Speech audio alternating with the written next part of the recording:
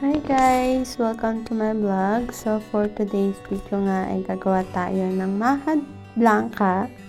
And yung una kong ginawa ay yung 4 toppings. So nagpakulo ako ng isang lata na ng coconut milk. And inintay ko lang siyang mag-boil. Then hinalo-halo ko and hanggang magkaroon na siya. Lumabas na yung pinakalatik niya.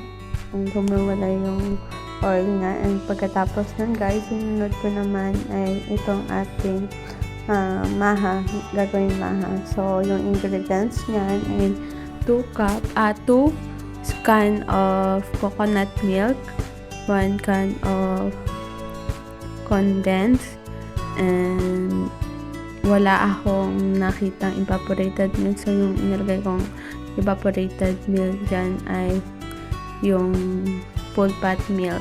And also, itong ating isang lata ng corn.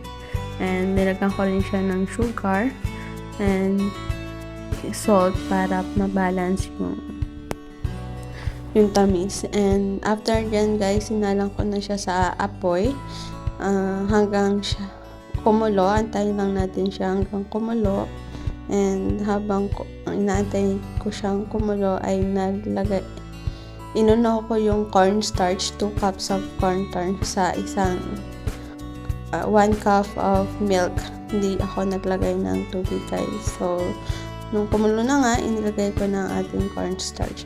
And yan nga, mabilis lang siyang lumapot guys. So, dapat yung apoy natin, nilagay natin siya sa pinakamahinang apoy. So, haluin lang natin siya ng haluin para hindi masunog yung ilalim niya.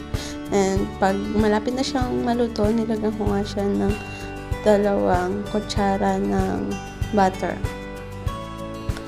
And yan guys, wait lang tayo mga 3 minutes and pwede na natin siyang isalin. Ang ating creamy maha blanca. And so, pagkasalin ko nga guys, wait lang ako ng mga konting oras. Pinalamin ko, tapos nilagay ko na yung topping. Kain tayo guys ng maha blanca. Thank you for watching.